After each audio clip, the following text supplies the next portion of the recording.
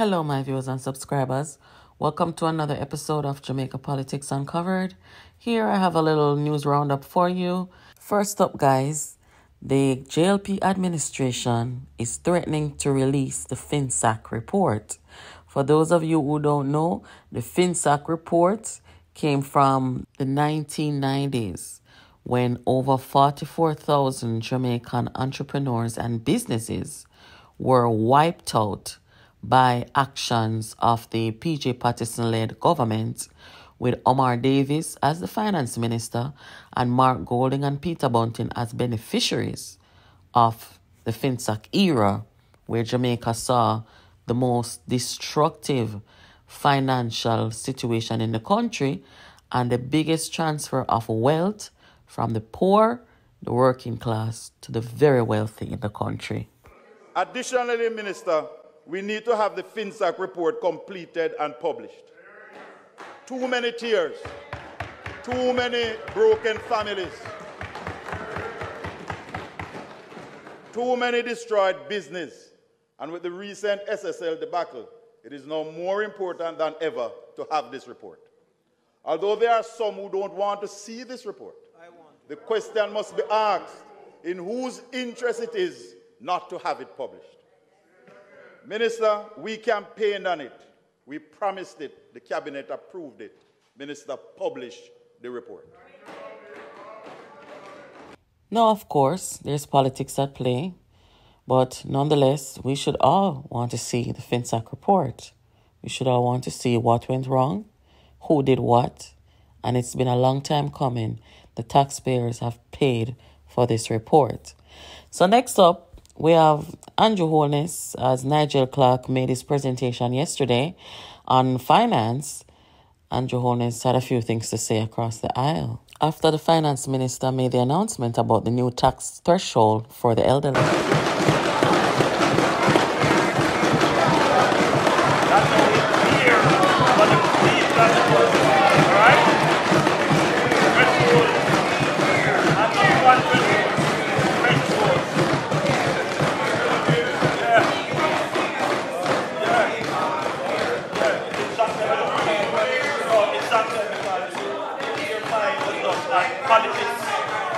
Politics that they might not about people and equity and fairness.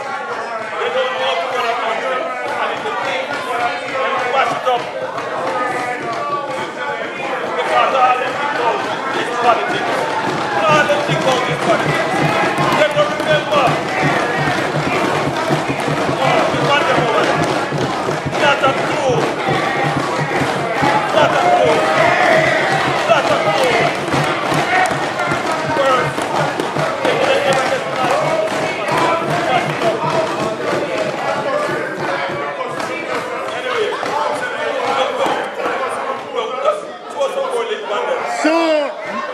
Madam Speaker, no, we are implementing it. Madam Speaker. Madam Speaker. Madam Speaker. Madam Speaker. No new taxes. Madam Speaker, this has not been easy, but it's been the right thing to do. The Prime Minister, I was 18 in 1989, he was 17. And it's imprinted, Madam Speaker, in our experience.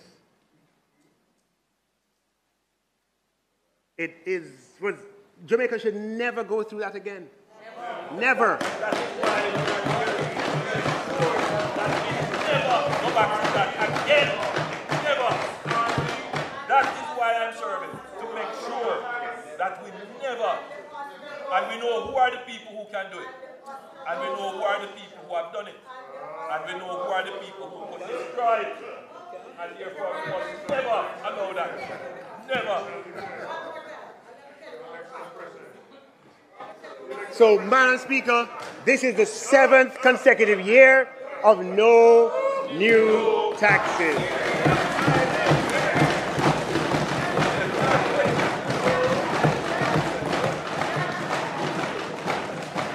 Now, I want you, Madam Speaker, this is not easy, you know. So as you can see there, very spirited budget debate. But guys, I want to show you something that happened a few days ago. I want to know, say, the swearing in happened with the people who won in the local government election across parishes. But in Kingston and St. Andrew, war broke out between Labour Rights and PNP. The opposition leader was present. Municipality Corporation of the parishes of Kingston and St. Andrew. Thank you very much. And now on row 3, Donovan Samuels of the Tivoli Garden Division.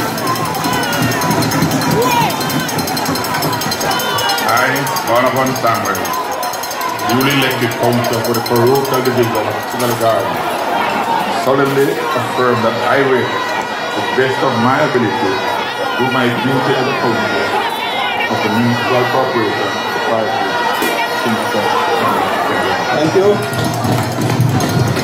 We move to Rowan Hall. Guys, I cannot believe that in this time we are seeing political violence, PNP against JLP, JLP against PNP in this manner. I don't like this. This doesn't make any sense. There's no need for this. The buckle flinging, the cheer flinging, bust up people's head. Nobody never really seriously hurt still, but people got injured. You know, this is ridiculous. I think Jamaica should put more security at these events because clearly we have not fully grown from this style of politics. It could be worse. We've seen worse times, worse days, but at the same time, we are not ready to fully enjoy a political process that is free from violence. Therefore, the government must make sure that security is always in place and the right amount of security to ensure that this does not escalate, get out of control, people get hurt, and this also deter people from engaging and being a part of the political process. Who wants to go out there under these conditions with buckler fling, stoner fling, and people just behaving so uncivilized? Over politics, 29.6% of the voting population turned out. And this, it makes no sense, guys. Meanwhile, in Central Village, guys, arson and a very sad outcome for one family. Heavy police military presence in Central Village, St. Catherine, after 5 people were murdered. The all-too-familiar yellow tape drawn sometime before 2 Tuesday morning on 1st Avenue, Central Village, St. Catherine. Police and fire personnel were called to the scene where a 3-bedroom house was fire-bombed. The bodies of 4 people were then discovered. According to Divisional Commander for the St. Catherine Fire Brigade, Superintendent Dennis Lyon, firefighters were called to the area about 1:45. He says 14 firefighters and 2 units were dispatched to the scene. During the firefighting operation, observation were made of the bodies of 3 individuals on the veranda of the dwelling house. After the cooling down operation and the team entered the building, a 4th body was found in the bathroom. The identities of the deceased are yet to be released, but it's understood that they're a woman, her 2 daughters, and her grandson. Within the same space, there was a similar incident earlier. According to reports, at about 4:10 Monday morning, a man was fatally shot and his house firebombed. When the brigade arrived at the scene, the body of a male was seen behind the building during the firefighting operation. That person was not burnt, however. That body was found behind the burning building. It's believed the men who did the killing also shot and injured another woman in a different section of the community. TVJ News has since learned she was shot in the face and is in hospital in serious condition. 3 illegal firearms were also seized in the area during an operation last week. A relative of the deceased says there is an ongoing gang feud in the area. I just feel like he made a pass or something. And because my person that is, if he knows say you're a bad man, he will tell the streets, say, don't walk through me yard. Don't walk through me yard. And enough of them not go like that. Because me there already and see boy from around here, so I walk through here for go Suffolk or do so. And I say, don't walk through me yard with them thing there. Me not involved, me don't walk through me yard and them turn around and want war him. But through them know how him stay, no, so say, Chuck Paul drinky and him drunk. When him ready, them not pay him no mind. But them one around here, so them take it serious and kill him. But she insists her relative was not involved in any criminal activities. Him is a person like this, him don't come out. Even if him do come out, the most him do a drink and get drunk. And if him even do talk to the people, I am my mostly stay in the house. And when him hungry, we just lock up in the house. Him is a fisherman, and him through him get all, him just put it down. Him have a little bike out there, so him just go around and look at construction work them, and him save it up and build up one little place and buy him a little bike. When him come home, the most him take him money and him don't even have a woman, him don't even have a pitney. The most him we do, when him come, him just got the bar. If he have one 10, 15, 20 grand, him done it see him place at the bar. Guys, I don't know what really fueled such an act against human beings. But I hope that whatever it is, the police get a hold of the situation. And, you know, we're not a people who carry out arson on our neighbors. This not look good, man. You know? But anyway, make sure you're keeping it locked here to Jamaica Politics Uncovered.